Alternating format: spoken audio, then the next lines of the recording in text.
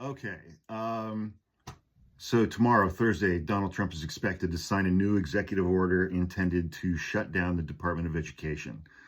It's immediately going to go to the courts. Immediately.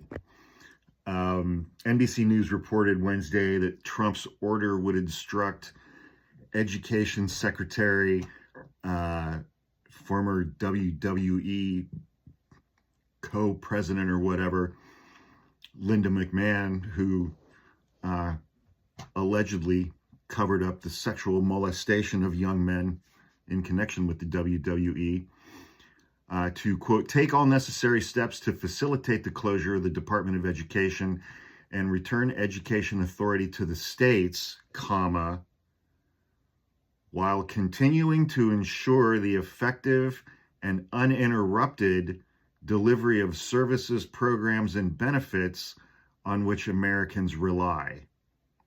How does that work? Shut it down while continuing to ensure the effective and uninterrupted delivery of services? I don't know how that works.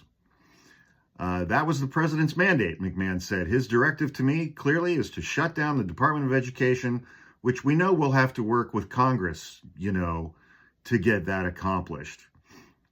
The Department of Education was established by Congress. It can only be done away with by an act of Congress, and that's not getting through the Senate, ever. So only Congress has the authority to shut down the Department of Education.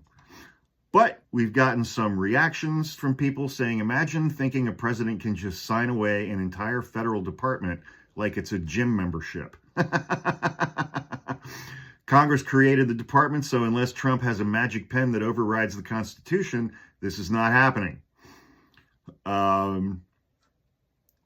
The Department of Education has a $286 billion budget. It would require both a majority in the House of Representatives and 60 votes in the Senate to bypass a filibuster. Jesus Christ, man. That means Trump's only remaining option is to get the courts to back his executive order, which is an also unlikely scenario. Tristan Snell, who is a former prosecutor at the Office of the New York Attorney General, reminded his followers on Twitter, even the Trump-aligned Heritage Foundation, which released Project 2025, concluded that the president lacks the unilateral power to kill a department without Congress.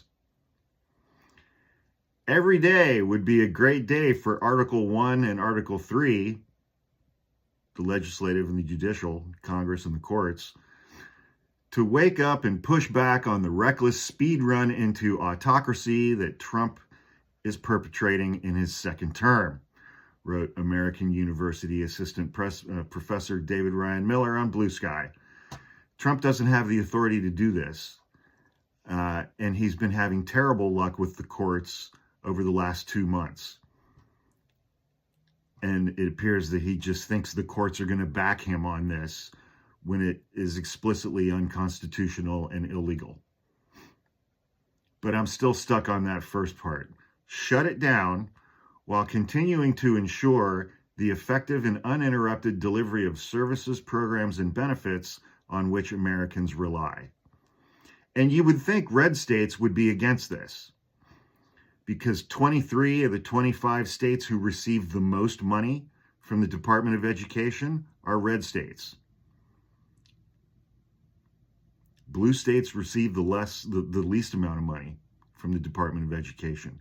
Red states need it the most because they're morons, and so are their kids.